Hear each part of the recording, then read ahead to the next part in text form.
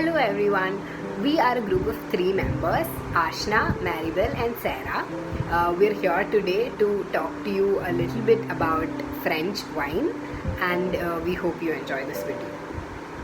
I'll start with the history of French wine. So when you go back to the records, you can trace the origin of viniculture in France to the 6th century BC, and from there it started spreading to other European countries, and it was considered a fashionable drink which accompanied rich food. And during the Dark Ages, stronger and heavier wines found much favor as they began to accompany meals. The popularity of wine as a drink in France was increased under the Roman rule, who embraced Catholic Church. So monasteries in various parts of Europe began to cultivate vineyards.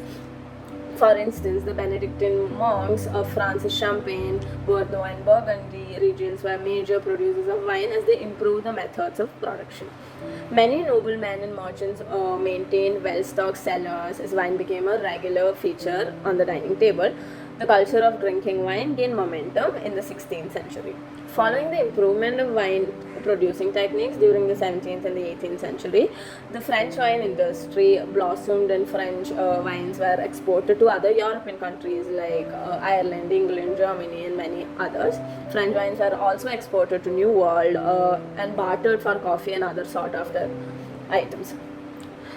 In 1863, the French wine industry suffered a setback due to a disease called phylloxera aphid attacking the French vineyards. So the vintners then had to introduce stronger American wines in affected region, which helped to alleviate the problem. Soon after this, the French wine industry was back on feet, and its French wine is now thought of as a premium which is much admired around the world. Now I'll talk about the few laws on the categories French wines are divided into, few appellations that exist to regulate the wine industry in France. So France's laws put in place to regulate extensive luxury wine, and it's categorized into 4. These strictly regulates the grape varieties that can be used for each wine in each appellation, minimum alcohol content, how densely they can plant a vineyard, and how much it can yield. So the 4 appellations are appellation d'origine contrôlée, appellation d'origine vin de qualité supérieure, vin de paix, and vin de table. So the former 2 represent the finest wines of the world, and it's followed by vin de paix and vin de table, which is comparatively budget friendly wines. Now we can see the styles of wine that is produced in France. So Bordeaux, Burgundy, Alsace and Champagne are few regions that produce the finest wine in the world. So French wine can be broadly categorized into red wine. So red wines are basically from grape varieties like Pinot Noir, Cabernet Sauvignon, Merlot and Zinfandel. Then there are rosé wines like the Provençal rosé and the sweet white Zinfandel. And then there's Chardonnay, which is white wine, and another white there's Chardonnay, Riesling, Sauvignon Blanc or a Moscato, which are basically white wines, and sparkling wines from Champagne and Vouvray. Now Maribel will be talking about the culture of French wine tasting and will be explaining few things about that. The French don't really have copyrights on wine tasting, but if it existed, I'm sure they would go seeking for it. Wine tasting is a culture that's spread all across Europe, but honestly, nobody does it like the French. Wine tasting is a steep tradition in France, much like the wine production. You show that you understand etiquette when you follow the established rules. You also express a certain level of refinement and an ability to assess quality. Whether the rules for tasting are still the most adequate way to judge a wine is irrelevant. You learn them and execute them because that's how it's been done in France. As a non-French person, however, don't worry, you'll be forgiven even if you don't do it perfectly. So, I've got myself a glass of wine and let's get started. The first characteristic of the wine you inspect is its color or robe. More broadly, you're looking at its appearance. Is it clear or deep? Does it have bubbles? You want to check these things out because it helps you decide how much you really like the wine. To inspect the robe, hold the glass up against a white background so that it catches the light. Now tilt the glass towards the white background. You'll catch the best glimpse of the color this way. So let's do that. What do you see? For white wines like this one, the pale hues will be lighter, fruitier, and possibly more floral. Yellow wines with golden hues means the wines will be richer and spicier. For reds, a lighter color also means lighter wine. Wines with darker hues tend to have more alcohol content as well. For rosé wines, the pale salmon-colored ones will be drier.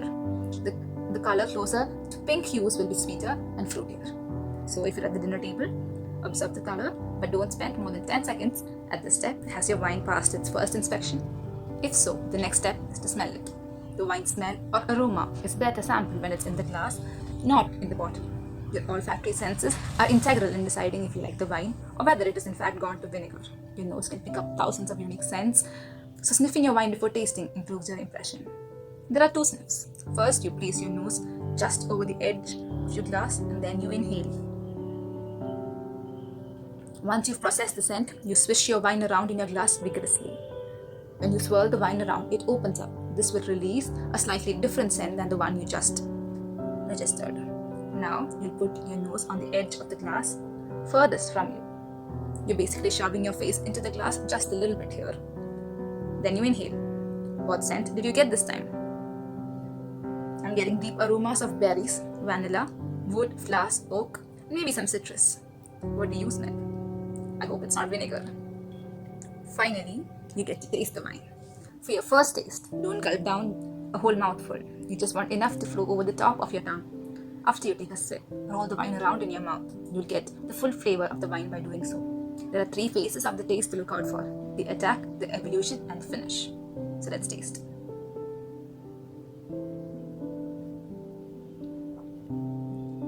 In the initial attack phase, you won't taste much, but you get an impression of the wine. The evolution phase is where you really sense the taste. If it's red, you might get berries, plum, spices, or oak, with whites like mine. It could be citrus, fruits, honey, or even floral fields. Coming to the finish. The finish is how long the wine's taste lingers afterwards. You can evaluate the taste and the impression the wine's left you with. This is how you decide if you want to drink more. It's also when you'll approve or reject the wine for drinkability during dinner.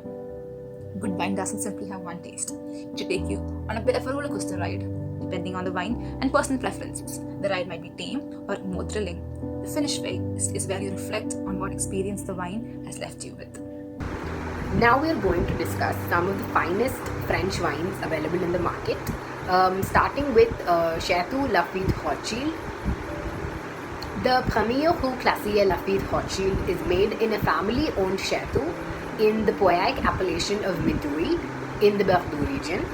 The grape varieties used are 80 to 95% Cabernet Sauvignon, 5 to 20% Merlot, 0 to 5% Cabernet Franc, and Petit Bordeaux. It is aromatic with earthy notes of truffle, spice, cedar, tobacco, lead pencil, and red berries, and it tastes best with a minimum 15 years of bottle age.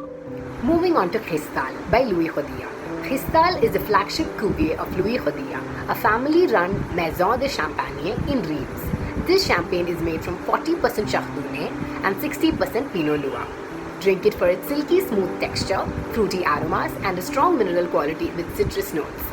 You can easily conserve it for at least 20 years without the wine losing its freshness. Next we have Chateau La Monsieur Haut-Briand. It is a red wine made in Pézac-Léognan appellation in Bordeaux, one of the Cru Classier in the 1953 Graves classification. The Chateau La Monsieur Haut-Briand Blanc white wine is aged for 13 to 16 months. The wines are full-bodied and concentrated with scents of truffle, smoke, earth, tobacco, and spice. Moving on to Chateau Bechevelle.